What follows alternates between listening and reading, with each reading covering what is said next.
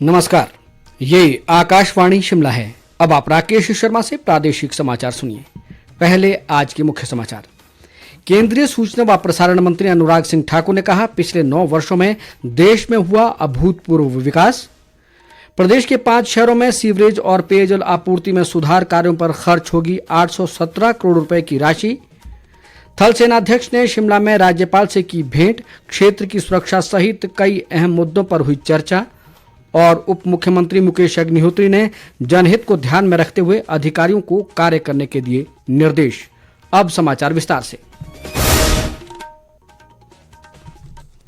केंद्रीय सूचना व प्रसारण मंत्री अनुराग सिंह ठाकुर ने कहा है कि देश में अगले वर्ष होने वाले लोकसभा चुनाव में भाजपा अपनी उपलब्धियों और कार्यों के दम पर जनता के बीच जाएगी। हमीरपुर में आज पत्रकारों से बातचीत में उन्होंने कहा कि प्रधानमंत्री नरेंद्र मोदी के नेतृत्व में पिछले 9 वर्षों में अभूतपूर्व विकास हुआ है और ये कार्यकाल कांग्रेस के 70 वर्षों के कार्यकाल पर भारी पड़ा है। अनुराग सिंह ठाकुर ने इन 9 वर्षों में शुरू की गई योजनाओं और कार्यों का भी उल्लेख किया। 9 साल से पहले जो कभी सोचा ना था वो भी हुआ। जो कभी सोचा ना था क्या कि अपना पक्का मकान होगा, वो भी मिला। जो कभी सोचा ना था रसोई गैस के चूल्हे पे सिलेंडर भी होगा और खाना बनाने को मिलेगा, वो भी किया। जो कभी सोचा नहीं था कि अपना शौचालय होगा, वो भी मिला। जो कभी सोचा ना था कि सबसे सस्ता डेटा मिलेगा, वो भी मिला। जो कभी सोचा ना था बैंक खाता होगा, यूपीआई की डिजिटल पेमेंट्स होंगी, वो भी मिली। जो कभी सोचा ना था कि हर घर को नल से जल मिलेगा, वो भी मिला। धारा 370 हटेगी, वो भी हुआ। जो कभी सोचा ना था भव्य राम मंदिर बनेगा, उसका निर्माण कार्य भी लगभग पूरा हुआ। तो जो उस समय हम सोचते नहीं थे, वो भी हमने पूरा करवाने का कार्य। उन्होंने कहा कि लोकसभा चुनाव के लिए तैयार हो रहा महागठबंधन पूरी तरह विफल हो जाएगा। अनुराग ठाकुर ने कहा कि नरेंद्र मोदी ही 2024 में एक बार फिर प्रधानमंत्री बनेंगे, क्योंकि देश की जनता एक मजबूत लोकतंत्र चाहती है। इससे पहले केंद्रीय मंत्री अनुराग सिंह ठाकुर ने बिलासपुर जिला के झंडूता में प्रयास संस्था द्वारा आयोजित निशुल्क नेत्र जांच शिविर का शुभारंभ किया। उन्होंने कहा कि सांसद मोबाइल स्वास्थ्य सेवा के तहत लगाए गए इस शिविर में स्थानीय लोगों को घर द्वार पर ही जांच व उपचार की बेहतर सुविधा मिली है। इस जांच शिविर का आयोजन में आप देख रहे हैं हजारों लोग यहाँ पर उपस्थित हुए हैं। इसमें चेकअप भी मुफ्त है और चश्मे भी मुफ्त। ये आज से पहले कभी नहीं हुआ और अब लोगों को एक बड़ी सुविधा मिली है। मैं धन्यवाद दूं प्रयास संस्था का, उनके सदस्यों का, जिन्होंने शानदार कार्यक्रम का आयोजन किया है, झंडूता मंडल का जिन्होंने सहयोग किया है और यहाँ पर हजारों लोगों को आज अपनी जाँच करवाने का अवसर भी मिल पाया चश्मे। अब तक कुल मिलाकर 10,000 से ज्यादा लोगों की जाँच पहले 2 दिनों में मुफ्त में हो चुकी है। अनुराग ठाकुर ने बताया कि सांसद मोबाइल स्वास्थ्य सेवा के तहत अब तक करीब 8 लाख लोग लाभान्वित हुए हैं।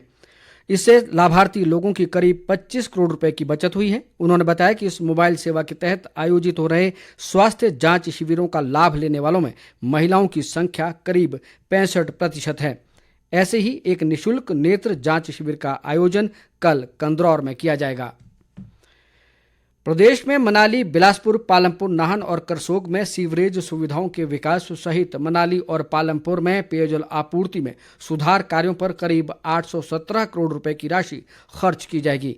राज्य सरकार ने इसके लिए फ्रांसीसी विकास एजेंसी के साथ एक समझौता ज्ञापन पर हस्ताक्षर किए हैं।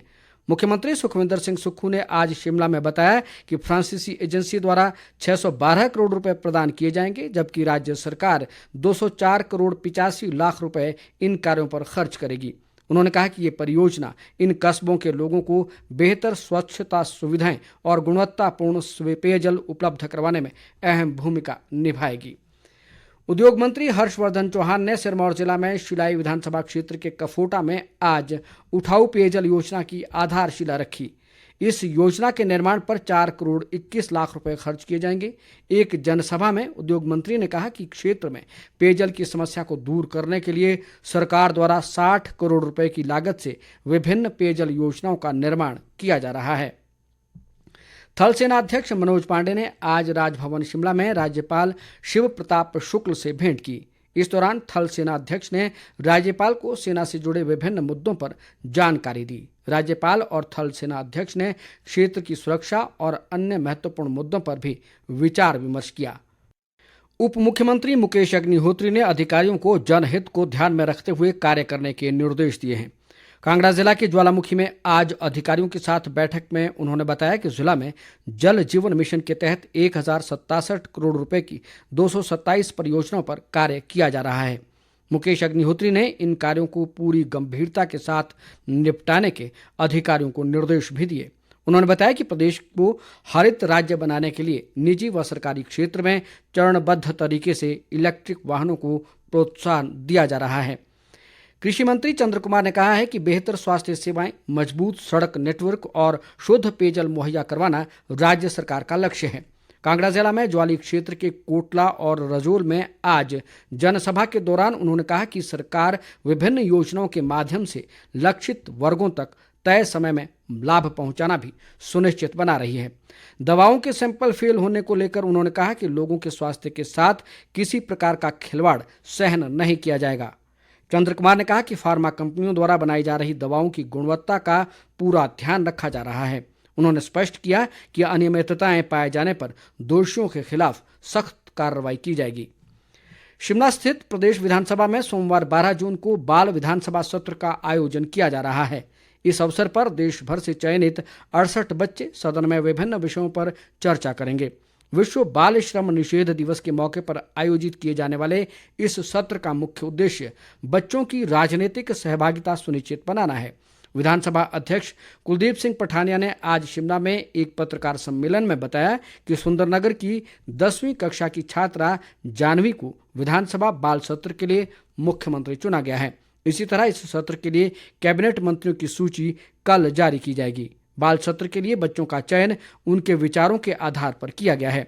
चयनित 68 बच्चों में से 63 बच्चे हिमाचल प्रदेश जबकि शेष 5 अन्य राज्यों से हैं। स्वास्थ्य मंत्री धनीराम शांडिल ने कहा है कि सरकार लोगों को घर के समीप बेहतर स्वास्थ्य सेवाएं देने के लिए अनेक कदम उठा रही है। उन्होंने कहा कि इसी उद्देश्य से प्रत्येक विधानसभा क्षेत्र में एक उत्कृष्ट स्वास्थ्य संस्थान स्थापित किया जाएगा। कुल्लू जिला के जरी में सामुदायिक स्वास्थ्य केंद्र के निरीक्षण के दौरान उन्होंने कहा कि चिकित्सकों और पैरामेडिकल स्टाफ के पद प्राथमिकता के आधार पर भरे जा रहे हैं।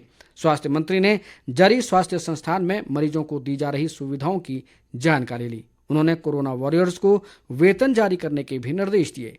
इससे पहले उन्होंने जिला में भुट्टिको कार्यालय परिसर का भी दौरा किया।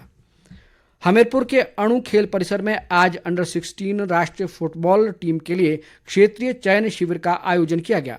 मुख्यमंत्री के राजनीतिक सलाहकार व हिमाचल प्रदेश फुटबॉल एसोसिएशन के अध्यक्ष सुनील शर्मा बिट्टू ने कहा कि इस ट्रायल से चयनित 2 प्रतिभाशाली खिलाड़ियों को भारतीय टीम के लिए होने वाले ट्रायल में अवसर प्रदान किया जाएगा। उन्होंने कहा कि प्रदेश में फुटबॉल खिलाड़ियों को सरकार द्वारा सभी आवश्यक सुविधाएं उपलब्ध करवाई जाएंगी। सुनील शर्मा बिट्टू ने कहा कि मुख्यमंत्री सुखविंदर सिंह सुक्खू के कुशल नेतृत्व में प्रदेश सरकार खेलों का बेहतरीन आधारभूत ढांचा तैयार करने के लिए सराहनीय कदम उठा रही है। इसके लिए बजट में करोड़ों रुपए का प्रावधान किया गया है। प्रधानमंत्री ग्राम सड़क योजना के तहत सोलन जिला के अर्की विधानसभा क्षेत्र के लिए 100 करोड़ रुपए की योजनाएं स्वीकृत की गई हैं। मुख्य संसदीय सचिव संजय अवस्थी ने आज अर्की में दंगल के अवसर पर एक जनसभा में कहा कि स्थायी विकास ही राज्य सरकार का लक्ष्य है। उन्होंने कहा कि प्रधानमंत्री ग्राम सड़क योजना के तहत विभिन्न गांवों को संपर्क सुविधा प्रदान करने में मदद मिलेगी। मुख्य संसदीय सचिव ने जन समस्याएं भी सुनी और अधिकारियों को इनके निपटारे के निर्देश दिए। वहीं दूसरी ओर मुख्य संसदीय सचिव आशीष बुटेल ने पालमपुर विधानसभा क्षेत्र के बदेहड़ में जन समस्याएं सुनी। उन्होंने कहा कि जन भावनाओं और क्षेत्र की जरूरतों के आधार पर विकास कार्यों को आगे बढ़ाया जाएगा। आशीष बुटेल ने कहा कि वर्तमान सरकार ने प्रत्येक वर्ग का ध्यान रखा है। मध्य प्रदेश के ग्वालियर में आयोजित राष्ट्रीय स्कूली बैडमिंटन प्रतियोगिता हिमाचल प्रदेश ने जीत ली है। फाइनल मुकाबले में हिमाचल की टीम ने कर्नाटक को पराजित किया। हिमाचल ने सभी टीमों को एक तरफा मुकाबले में हराया। मुख्यमंत्री सुखविंदर सिंह सुक्खू ने प्रतियोगिता में स्वर्ण पदक जीतने के लिए प्रदेश की टीम को बधाई दी है। अंत में मुख्य समाचार एक बार फिर। केंद्रीय सूचना व प्रसारण मंत्री अनुराग सिंह ठाकुर ने कहा, पिछले 9 वर्षों में देश में हुआ अभूतपूर्व विकास। प्रदेश के 5 शहरों में सीवरेज और पेयजल आपूर्ति में सुधार कार्यों पर खर्च होगी 817 करोड़ रुपए की राशि। थल सेनाध्यक्ष ने शिमला में राज्यपाल से की भेंट। क्षेत्र की सुरक्षा सहित कई अहम मुद्दों पर हुई चर्चा। और उप मुख्यमंत्री मुकेश अग्निहोत्री ने जनहित को ध्यान में रखते हुए अधिकारियों को कार्य करने के दिए निर्देश। इसके साथ ही समाचार बुलेटिन समाप्त हुआ। नमस्कार।